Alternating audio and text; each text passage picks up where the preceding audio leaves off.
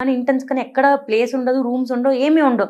ఎత్తుక్కుంటాం మేము. ఏదైనా రూమ్ ఖాళీ ఉందా, ఏదైనా రూమ్ ఖాళీ ఉందా వెళ్ళి కూర్చోడానికి అని. వెతుక్కుంటే ఏదైనా సెమినార్ రూమ్స్ అప్పుడు క్లాసెస్ జరగవు కదా, జరగనప్పుడు నైట్ టైం ఆ ఖాళీగా ఉంటే అక్కడికి వెళ్ళి కూర్చొని రెస్ట్ తీసుకుంటాం. తినాలంటే అక్కడికి వెళ్ళి కూర్చొని తింటాం. మాకంటే ఒక ప్లేస్ కానీ ఏమీ ఉండదు. అంతలాగా అమ్మాయి కష్టపడి ఆ డ్రెస్ వేసుకొని పడుకుంది రెస్ట్ తీసుకోవడానికి. సో ఒక ఫ్యామిలీలో ఇప్పుడు మా మమ్మీ నాకు లాస్ట్ ఇంటర్వ్యూ చెప్పినప్పుడు ఎప్పుడు కాల్ చేస్తూనే ఉంటుంది. మా మమ్మీ ఒక్క టైంలో నాకు కాల్ చేయదు, అది నేను జాబ్ వర్క్లో ఉన్నప్పుడు. ఎందుకంటే అప్పుడు డిస్టర్బ్ చేయకూడదు. అండ్ చుట్టూ చాలా మంది పేషెంట్స్ ఉన్నారు, చాలా మంది డాక్టర్స్ ఉన్నారు, తను ఒక సేఫ్ ప్లేస్లో ఉంది అనుకొని పేరెంట్స్ ఇంట్లో మా అమ్మాయి జాబ్ సినిమాకి వెళ్ళినా ఫోన్ చేస్తారు, పబ్కి వెళ్ళినా ఫోన్ చేస్తారు, గుడికి వెళ్ళినా ఫోన్ చేస్తారు, ఎక్కడికి వెళ్ళినా ఫోన్ చేస్తారు. కేవలం డ్యూటీలో ఉన్నప్పుడు మాత్రమే వాళ్ళని డిస్టర్బ్ చేయకూడదు, సేఫ్ ప్లేస్లో ఉంది అనుకొని పడుకుంటారు. అలా పడుకున్నప్పుడే వాళ్ళ అమ్మాయి ఇట్లా అయిపోయిందని వాళ్ళకి తెలిస్తే ఆ న్యూస్, నేను అలా కోరిలేట్ కూడా చేసుకోలేకపోతున్నాను అనమాట అమ్మాయి ప్లేస్లో పెట్టుకొని. అంటే ఎలా చూడవచ్చు అంటావు అంటే, అంత కష్టపడి ఒక అమ్మాయి అంత సేఫ్ ప్లేస్, అది ఎక్కడో జరగలేదు, అదే హాస్పిటల్లో జరిగింది అంటే ఎలా చూడొచ్చు అంటారు అంటే, ఒక ఇంట్లో వాళ్ళు కానీ ఆ కుటుంబ సభ్యులు కానీ ఎవరైనా సరే నమ్మి ఆ జాబ్కి పంపిస్తారు. సో నమ్మి నా కూతురు స్కూల్ అన్నా కానీ, లేకపోతే కాలేజ్ అన్నా కానీ, లేకపోతే వర్క్ ప్లేస్ ఉంటుంది కదా, సో ఇవన్నిటిని ఒక దేవాలయాల్లాగా పేరెంట్స్ నమ్మి, సో మీరు చెప్పినట్టే, సో స్కూల్కి వెళ్తే, కాలేజ్కి వెళ్ళినా, వర్క్ స్పేస్లో ఉన్నా, ఎక్కడున్నా పేరెంట్స్ నమ్మి కాల్ చేయరు. అరే నా కూతురు ఎక్కడున్నా సంతోషంగా ఉంది, సో నా కూతురు జాబ్ చేసుకుంటుంది, సో చుట్టుపక్కల కొన్ని వేల మంది ఉంటారు, నా కూతురికి ఏం కాదని చెప్పి అనుకున్న తల్లిలకి సడన్గా నీ కూతురిక లేదు, నీ కూతురిగా చనిపోయింది, లైక్ నీ కూతురు ఇలా ఎవరో రేప్ చేశారు అని చెప్పి ఇలాంటి వార్తలు వింటూ ఉంటే అసలు ఏంటి అసలు డైజెస్ట్ చేసుకోగలుగుతారా? ఈ అమ్మాయికి కూడా చనిపోయిందని కూడా చెప్పాలా. నైట్ 4 o'clock 6 o'clock జరిగింది. ఫస్ట్ ఏమో ఒంట్లో బాగాలేదని కాల్ చేశారు వాళ్ళ పేరెంట్స్ కి. ఒక హాఫ్ అన్ అవర్ తర్వాత సూసైడ్ చేసుకుందని కాల్ చేశారు. అది గవర్నమెంట్ కాలేజ్ అవ్వడం వల్ల ఏం జరిగినా గవర్నమెంట్ మీదకి వస్తుంది కాబట్టి ఆ గవర్నమెంట్ కాలేజ్లో జరిగింది ఒక సూసైడ్ లాగా క్రియేట్ చేశారు. ఆ అమ్మాయిని సెమీ న్యూడ్గా అట్లా నేకెడ్గా అందరూ జనాలు వచ్చి చూసేంత వరకు కూడా అట్లాగే ఉంచేశారు. ఆ ఫొటోస్ అట్లా వస్తుంటే మేము ఇక్కడి నుంచి చూసే వాళ్ళకే మేము అసలు తట్టుకోలేని స్టేజ్లో ఉన్నాము. వాళ్ళ పేరెంట్స్ వెళ్ళి అది లైవ్గా చూసి అంత దారుణంగా అమ్మాయి హారబుల్గా రేప్ అండ్ మర్డర్ జరిగినా కూడా సూసైడ్ అని అసలు వాళ్ళు ఎలా చెప్పారు, వాళ్ళకి అసలు నోరు ఎలా వచ్చిందో కూడా. అంటే ఈ ఘటనను చూస్తూ ఉంటే ఏమనిపిస్తుంటే, యాజ్ అ డాక్టర్గా, యాజ్ అ డెంటిస్ట్గా ఏమనిపిస్తుంటే, ఒక అమ్మాయిగా అంటే ఇంక ఎక్కడా సేఫ్టీ లేదు మాకు. బయటికి వెళ్ళడానికి సేఫ్టీ లేదు, రాత్రిపూట తిరగడానికి సేఫ్టీ లేదు, పొద్దున్న బయటకు వెళ్ళడానికి లేదు, ట్రావెల్ చేయడానికి లేదు, ఏం చేసినా సేఫ్టీ లేదు. ఏం చేసినా కూడా మీ డ్రెస్ బాగాలేదు, మీరు ఎట్లా ఉన్నారు. అండ్ ఆ కాలేజ్ ప్రిన్సిపల్ కూడా ఎందుకు ఆ అమ్మాయి ఆ టైంలో అక్కడ ఉంది అంటే వాళ్ళు ఏం ప్రొవైడ్ చేయలేదు. ఆఖరికి ఆ రేప్ చేసిన వాడికి కూడా అక్కడ ఒక ఉంది స్టే ఉండడానికి ప్లేస్, కానీ అక్కడ చదువుతున్న డాక్టర్కి ఆ ఇంటర్న్ చేసే అమ్మాయికి ప్లేస్ లేదు ఉండడానికి. అందుకే ఆ అమ్మాయిలు అక్కడ ఉంది. నువ్వే కనుక అక్కడ ప్లేస్ ఇచ్చుంటే అమ్మాయికి ఉండడానికి, ఆ అమ్మాయి వెళ్ళి ఒంటరిగా ఆ రూమ్ లో కూర్చోదు కదా. సో ఇంకొకటి ఏంటంటే, అమ్మాయి ఒక్కతే అక్కడికి వెళ్ళింది అని చెప్పి కూడా కొన్ని వార్తలు వింటూ ఉన్నాం. సో అమ్మాయి ఒక్కతే అంతమంది క్రౌడ్ వదిలిపెట్టి అమ్మాయి ఎక్కడికి వెళ్ళేందుకు పడుకుంది అని కూడా. మరి ఎక్కడ పడుకుంటుంది ఆ అమ్మాయి? ఒక అమ్మాయి వెళ్ళి కూర్చొని అందరి మధ్యలో పడుకోలేదు కదా. ఆ అమ్మాయి ఎక్కడ కూర్చున్నా కూడా స్ట్రైట్ గా కూర్చోవాలి. అమ్మాయి పడుకోకూడదు కదా ఎవరి ముందు కూడా. అబ్బాయిలు ఎక్కడైనా ఎక్కడ పడితే అక్కడ పడుకోవచ్చు, కానీ ఒక అమ్మాయి పడుకుందంటే బ్యాడ్ గానే చూస్తారు. సో అమ్మాయి ఎవరు లేని చోటే కదా వెళ్ళి కూర్చొని పడుకోగలదు. అప్పుడు కూడా అక్కడికి వచ్చి కొంతమంది నర్సెస్ మాట్లాడితే అప్పుడు కూడా అమ్మాయి 2 o'clock కి కూడా ఆ స్టాఫ్ నర్సెస్ కి ట్రీట్మెంట్ గురించి చెప్తుంది. అంతా అయిపోయింది. 3 o'clock కి కూడా తను పడుకొని ఉంది బెడ్షీట్ వేసుకొని. ఒక 45 minutes లో అమ్మాయి కెరియర్ లైఫ్ అంతా పోయింది. వాళ్ళ ఫ్యామిలీకి ఇంకా అమ్మాయి లేదు. ఎంత కష్టపడితే వస్తుందో గవర్నమెంట్ కాలేజ్లో సీట్, నీట్ ఎంత కష్టపడి క్రాక్ చేస్తే వస్తుందంటే. ప్రైవేట్ కాలేజ్లో కూడా ఫీజులు కట్టి జాయిన్ అవుతారు, కానీ ఒక గవర్నమెంట్ కాలేజ్లో సీట్ తెచ్చుకోవాలంటే అమ్మాయి ఎన్నో డేస్ కష్టపడి 31 years అయినా అమ్మాయి ఇంకా చదువుకుంటానే ఉంది, ఇంకా సంపాదించడం కూడా స్టార్ట్ చేయాల. ఇంకో సంవత్సరం అయితే ఆ అమ్మాయి అయిపోయిద్ది, అప్పుడు సంపాదించడం స్టార్ట్ చేసిద్ది. అమ్మాయి లైఫ్ కూడా ఏం బతుకుండదు, ఏం పెళ్లి చేయదు, ఏం జరగని కూడా జరగలేదు. 31 yearsగా అమ్మాయి చదువుకుంటానే ఉంది, కష్టపడుతూనే ఉంది. అంతా కష్టపడి ఇంకొక ఇయర్ అయిపోద్ది, తన చదువు అయిపోద్ది, ఇంక బయటకు వచ్చిద్ది, హ్యాపీగా బతికిద్ది అన్న టైంలో ఒక జస్ట్ ఒకటి ఫీలింగ్స్ వాడు కంట్రోల్ చేసుకోలేక వాడికి 30 to hardly 40 minutes మొత్తం అమ్మాయి లైఫ్ అంతా పోయింది అక్కడ. నేను నా ఫ్రెండ్స్కి అందరికీ ఫోన్ చేసి ఇలా జరిగిందంట. వాళ్ళందరూ కూడా ఎవరు చదువుకొని కూడా చదువుకోలేకపోతున్నా. నా ఫ్రెండ్ MBBS ఎగ్జామ్కి చదువుకుంటుంది. ఏం జరిగింది ఇట్లా అంటే, నేను చదవని కూడా చదవలేకపో. అందరూ మేమంతా కోరిలేట్ చేసుకుంటున్నాం దానికి. అండ్ ఏంటంటే నేను దీనికి చాలా డిప్రెషన్కి వెళ్ళిపోయాను నిన్న దీనివల్ల. నేను ఒక వీడియో చేస్తే దాని కింద కామెంట్స్ కూడా, మీకు మాట్లాడే అర్హత లేదు, మీరు వీడియోలు చేయడం వల్ల ఇలా చేస్తారు, మీరు చూడడం సరిగ్గా చూస్తే ఇలా ఉండదు కదా. సరే మేము వీడియో చేసిన ఇట్లా ఆ అమ్మాయి అలా చేయలేదు కదా, మరి ఆ అమ్మాయికి జరిగింది ఏంటి? ఇక మీరు మిగతా అందరికి జరుగుతుంది, అప్పుడు ఎవరు మాట్లాడలే ఇప్పుడు వచ్చి మాట్లాడచ్చు అంటే ఇది ఇది ఇది కంప్లీట్ గా రేపు మాకే జరగచ్చు. మేమే ఒక డ్యూటీలో ఉన్నప్పుడు మాకే జరగచ్చు. ఎన్నోసార్లు మేము అలా సెమినార్ రూమ్ లో కూర్చున్న రోజులు ఉన్నాయి. అది రేపు మాకే జరగచ్చు. అలా మేము అంత దగ్గరగా మాతో పాటు ఉన్న సిస్టర్ లాగే కదా అమ్మాయి మాతో పాటు ఉన్న డాక్టర్ అంటే. మీలో ఒకరు అన్నట్టు అంతలాగా మేము కోరిలేట్ చేసుకుంటున్నప్పుడు అది కూడా ఎంత హారిబుల్ గా అమ్మాయి పెల్విక్ బోన్స్ ని విరక్కొట్టేసి, ఒక బోన్ ని విరక్కొట్టాలంటే ఎంత స్ట్రెంగ్త్ కావాలంటే అది కూడా బాడీలో ఉన్న స్ట్రాంగ్ బోన్స్, పెల్విక్ బోన్స్, ఆ పెల్విక్ బోన్స్ రెండింటిని విరక్కొట్టేసి 2 కాళ్ళని 90 degrees లో ఇలా పెట్టారంటే అమ్మాయి ఎంత హారిబుల్ పెయిన్. అండ్ ఐస్ లోకి గ్లాసెస్, వెజైనాలోకి గ్లాసెస్ అండ్ ఫుల్ బ్లీడింగ్. ఎంత కష్టపడింది ఆ అమ్మాయి సర్వైవ్ అవ్వడానికి. ఆ జస్ట్ ఆ సీన్స్ ని అండ్ ఆ అమ్మాయికి జరిగిన ఇంజ్యూరీస్ ని, ఆ పోస్ట్ మార్టం రిపోర్ట్ ని, ఆ ఫొటోస్ ని చూస్తుంటే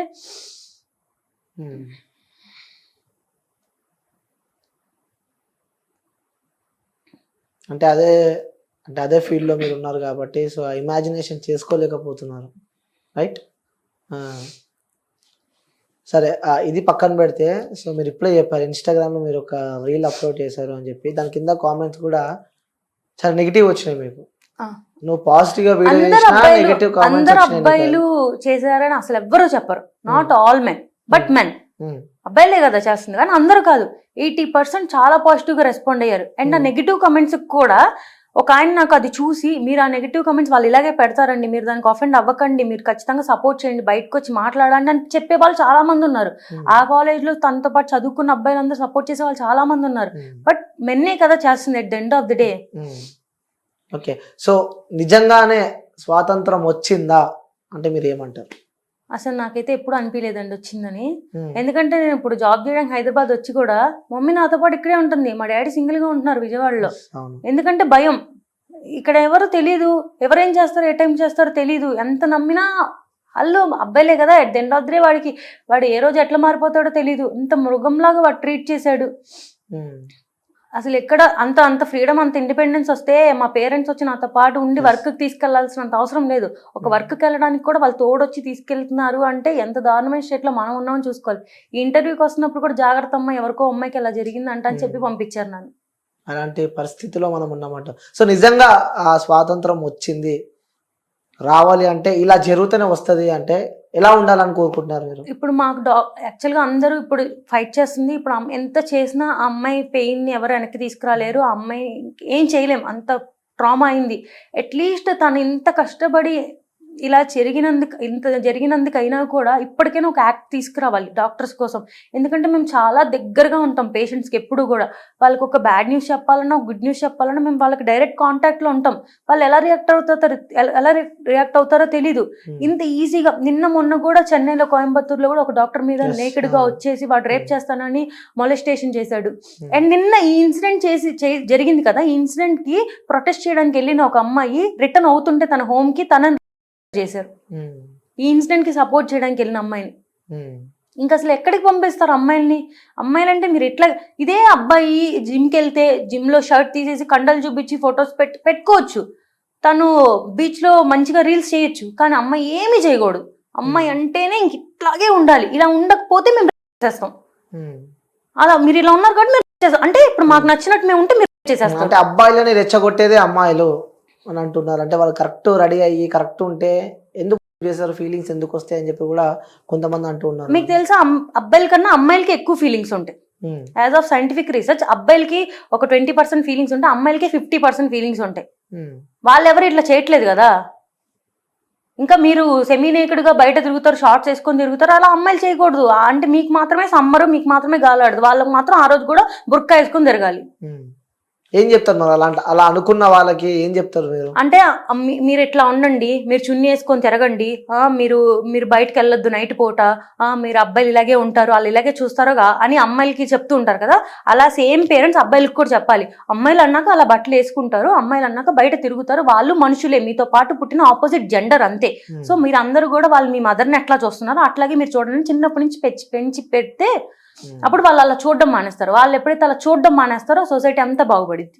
ఓకే, సో నిజంగా ఈ ఘటనకు సంబంధించి చిన్న ఉన్నప్పటి నుంచి ఆ పాపను పెంచి పెద్ద చేసి ఇంకొక 1 year అయితే ఆ పాప ఈ స్టడీస్ అయిపోద్ది, సో నెక్స్ట్ జాబ్, సో తను ఒక డాక్టర్ అవుతారంటే ఒక కన్న తండ్రికి ఉంటుంది కదా, సో నా కూతురు డాక్టర్ కావాలి, సో నా కూతురు ఇంజనీర్ కావాలి, నా కూతురు పోలీస్ కావాలని చెప్పి.